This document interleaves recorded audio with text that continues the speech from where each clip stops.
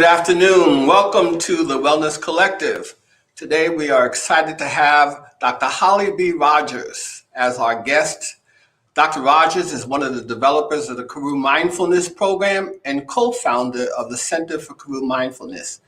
She served as a psychiatrist at the Student Counseling Center at Duke University, where she helps students incorporate the practice of mindfulness into their lives in a very meaningful way. Dr. Rogers' mindfulness practice began almost 20 years ago, and since that time, she has integrated the principles and practice of mindfulness into her clinical work with students and have been continually inspired by their profound growth of student participation. A clinical associate in the Department of Psychiatry at Duke University Medical Center, Dr. Rogers has co-authored 4 books on mindfulness and stress management, including her most recent publication, The Mindful 20-Something, which is a handbook for young adults who wish to learn about mindfulness and meditation. We are so excited to have you with us, Holly, and welcome to the Wellness Collective. Thank you, Dean Richardson. I'm so grateful to be here. I so appreciate this invitation. It's really an honor. I want to thank Dean Richardson for inviting me, and also Ms. Cynthia Rodwell and Mr. Joseph Dillard for actually getting me here. I'm actually coming from Durham, North Carolina, which is the land of the Eno and Occaneechi people, Native people. I'm here to share with you a little bit about mindfulness meditation and its potential to help us all find some respite from the storm of our lives, our very stormy lives. I thought I'd start by sharing my social location to just give you a bit of a sense of who I am, where I come from, so that you have some context for my offering today. So the world sees me as a white woman, and that fairly closely reflects my identity. But for many, many years, I did not understand the unearned privilege that identity carried with it. I was raised in a very small rural farming town in Oklahoma.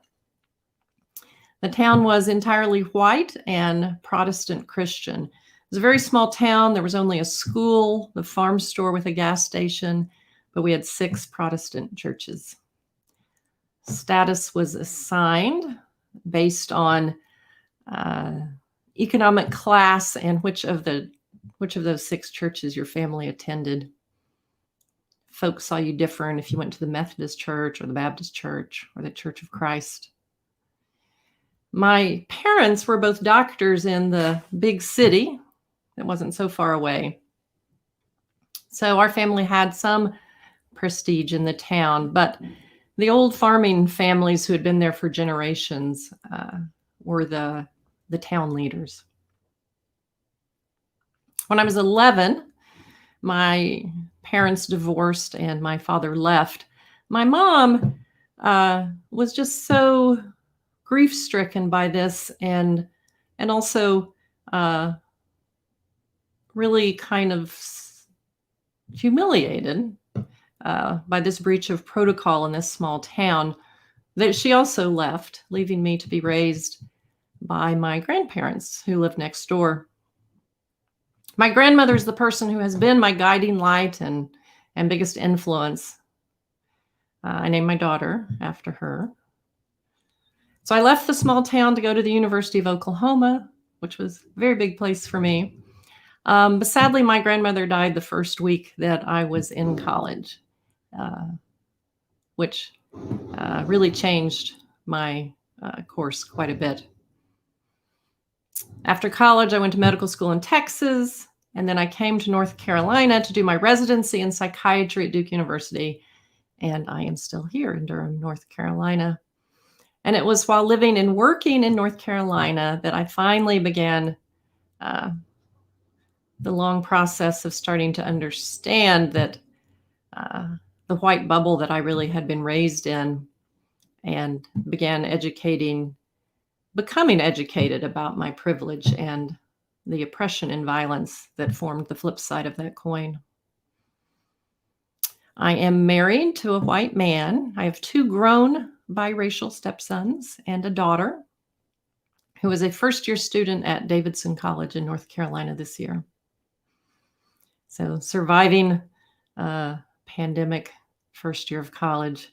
Those of you who out there in a similar situation, I definitely feel for you. So I developed my own practice of mindfulness meditation, 26, 27 years ago, when I myself was in a period of significant uncertainty and stress and distress and grief. And, that is often the time, I think, when we seek out these healing practices. But the practice really transformed my life. It really helped me move from someone who lived with a lot of anxiety and doubt and little self-compassion to someone who felt much more presence and meaning and compassion for myself and others. A few years after that, I began working at Duke University Student Counseling Center. I was a psychiatrist in the counseling center there, and I quickly began to see that the students coming into the counseling center were really coming in with conditions that were largely caused by, influenced, worsened by stress, lack of resilience. They just didn't really have strategies for managing all the pressures and expectations that they were dealing with. So I started thinking about how useful it would be if we could teach these practices of mindfulness and meditation to the students. So students are in a really interesting stage of life, college students, graduate students, really people in their 20s, from the ages of about 18 to 30. Folks are in the developmental stage that we call emerging adulthood, and such an interesting time of life. It's a time of life where you make the biggest decisions, right? You're deciding your path, your educational path, your career path. You're deciding about your romantic partners, right? Where are you going to live? Who are you going to live with?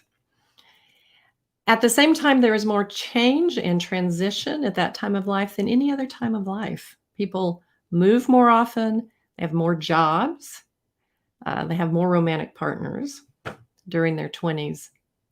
So it's no wonder that when you survey these folks, they tell you that, yes, this is the most exciting time in their life, and it's also the most stressful time in their life. Because we know that change, uncertainty causes stress, causes anxiety, right? So wanting to help folks really find their best selves in this time of significant stress was one of the things that really motivated me to start thinking about how we could teach college students, emerging adults, these skills of mindfulness and meditation. My interest in that sort of sent me on this very long journey to create what eventually turned out to be a curriculum for young adults learning mindfulness.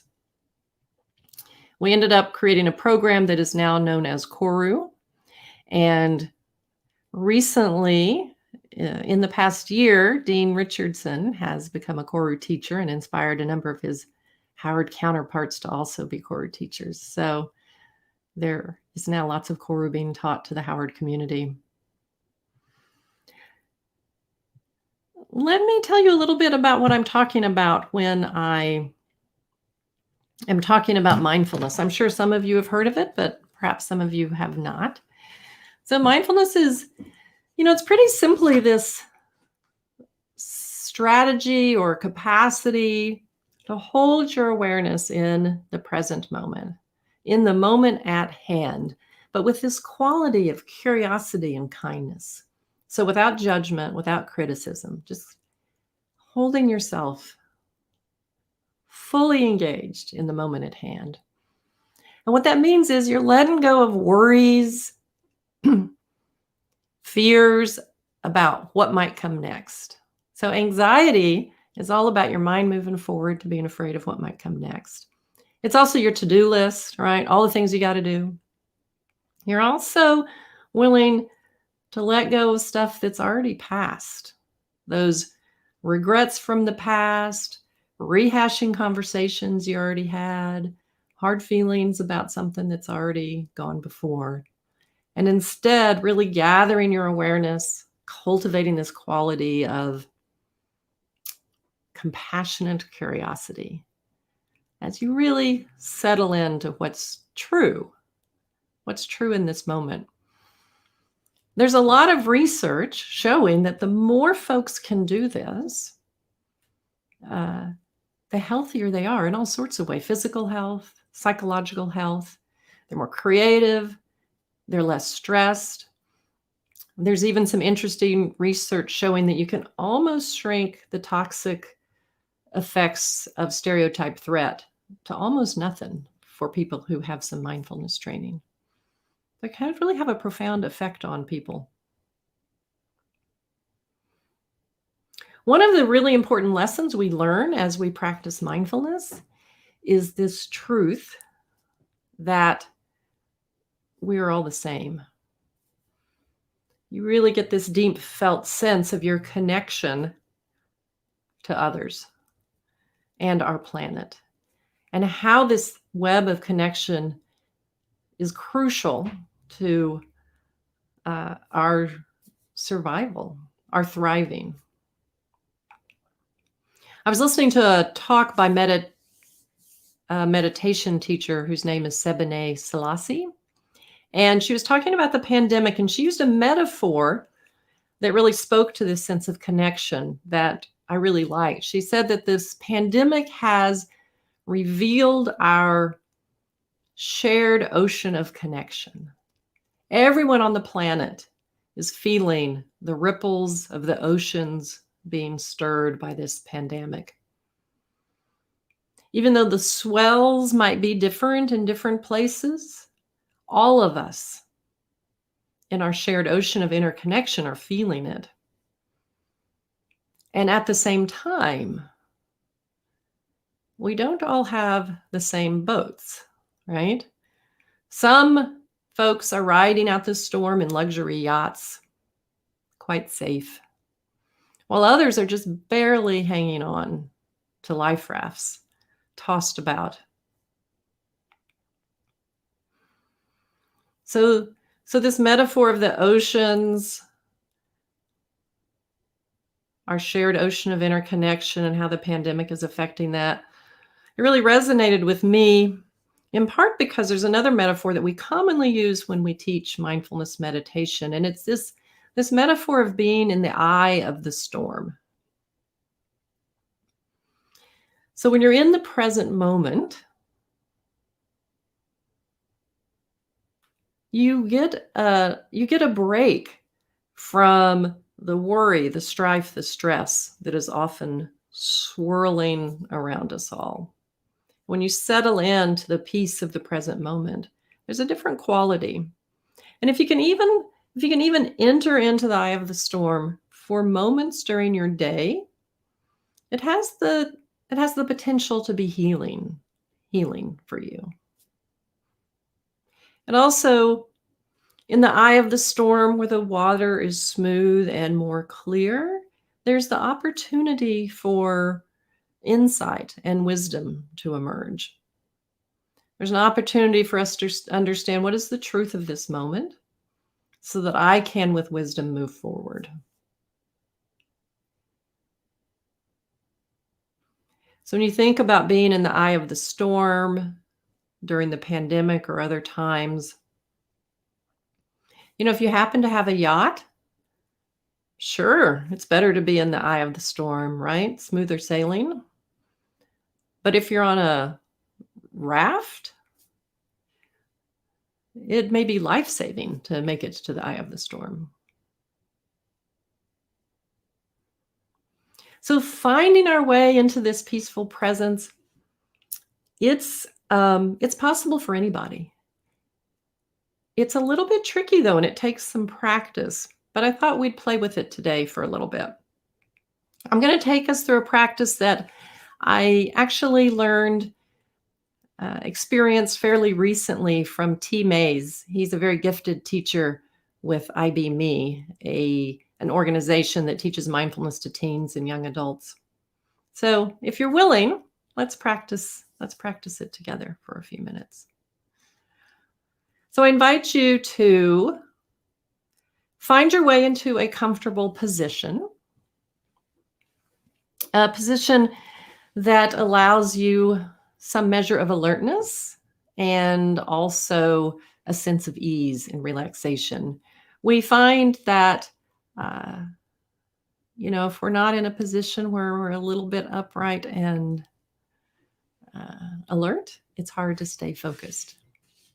But we also don't want to be stiff and uncomfortable. So finding your way into this position, there are many doors into the present moment. And for each of us, there's going to be a door that feels most comfortable, most easily opens for us. So we're going to play with some different doors right now. So let's start with the visual field. For some folks, their eyes, vision, sight is a lovely way to anchor themselves in the present. We use this metaphor of an anchor for your awareness. Our minds are always wanting to go find trouble, forwards, backwards, looking for trouble. So we use an anchor for our awareness to hold it with kind curiosity in the present moment. So using your eyes, look around your space. Look around the space you're in. See if you can see things differently than maybe you typically do. Like, be really curious about shapes, color, texture, shadows. See where your eyes are drawn. Simply notice.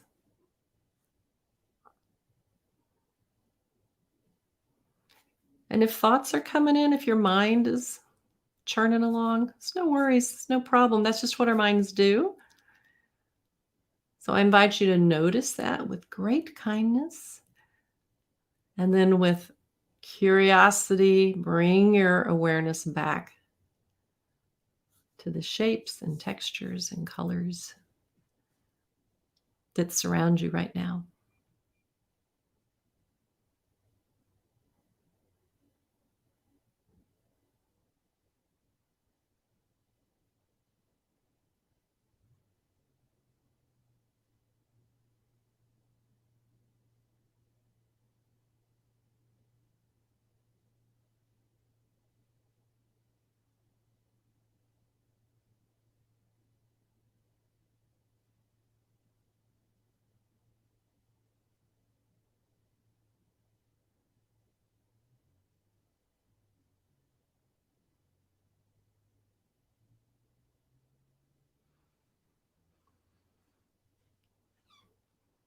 Now let's explore a different doorway. Let's explore the soundscape, and how listening to sounds can sometimes just really bring folks into the present. Now, most people find that if they close their eyes, it's easier to open their ears. However, for some people, folks who've experienced trauma or oppression, closing their eyes can be unsettling. So you don't have to close your eyes. You can leave them open. But really tune into your ears. What can you hear? Sounds outside your building, outside your room, inside your room, inside your body.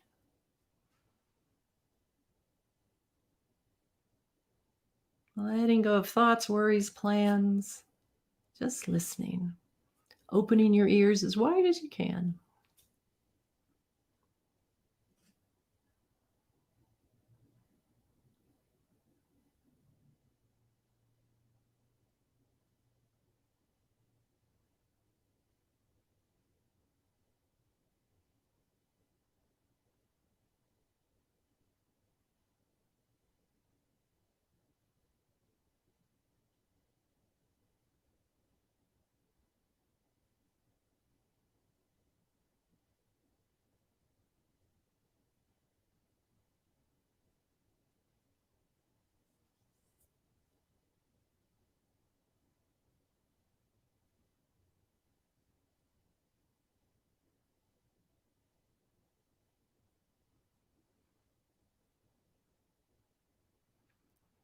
So noticing what that was like, using the soundscape as your door into the present moment.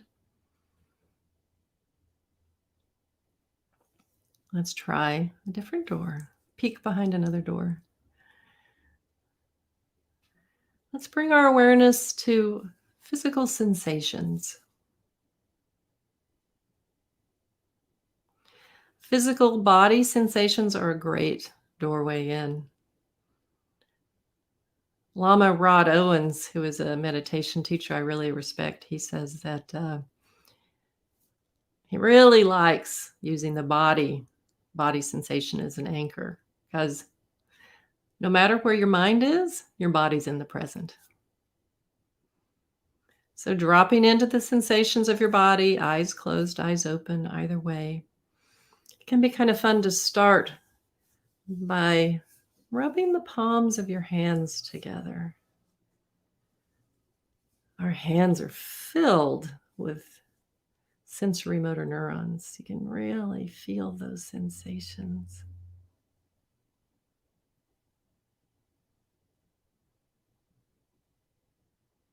And then maybe letting your hands drop into your lap, continuing to notice, what do your hands feel? What sensations can you detect? Warmth, the touch of cool air,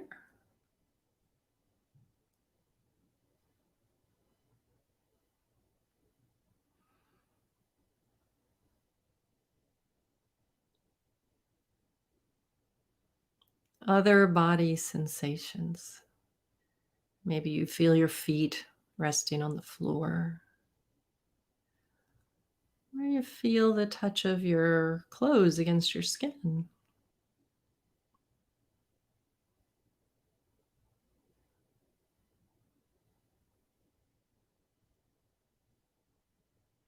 And again, your mind wandering, it's not a problem. Don't need to criticize or judge that. That's just what minds do. Kind of like puppies running around, not staying in one spot. It's no big deal. Just invite it back to your anchor, which for now are body sensations.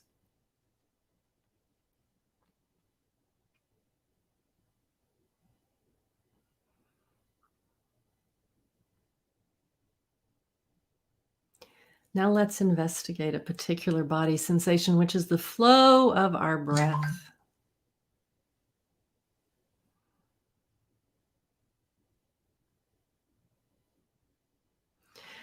Breath is a wonderful and commonly used anchor for mindfulness, as it's always present, it's always changing.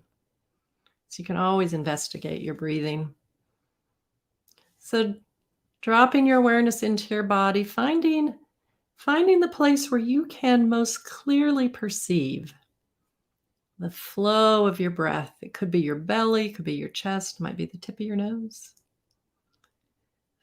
Really feel how it flows in on an in breath, flows out on an out breath. And let your awareness ride that wave like a feather floating on the ocean. Simple.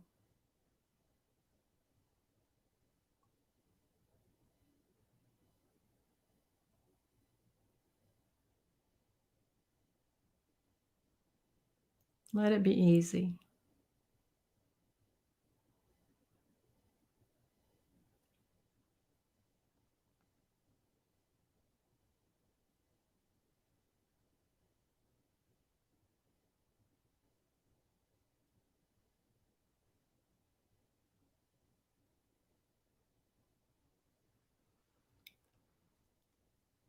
Let's take a big breath in. Release. Come back to the screen. So take a moment and just reflect on, what did you notice as I walked you through, showed you those different doors into the present.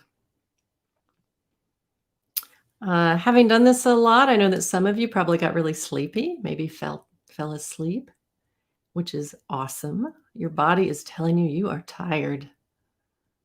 And sometimes we just need to listen to that. Sometimes we slow down, and what we're aware of is how tired we are. It's really good to rest. Some of you may have found that you felt really restless, like you wanted to move and wiggle. It was hard. You felt that restlessness. Also great. Beautiful noticing what's happening in your body when you try to get a little bit quiet. And then some of you may have noticed, or some of you may have also noticed, little glimmers of that peacefulness that resides in the present moment. Just little glimmers of that.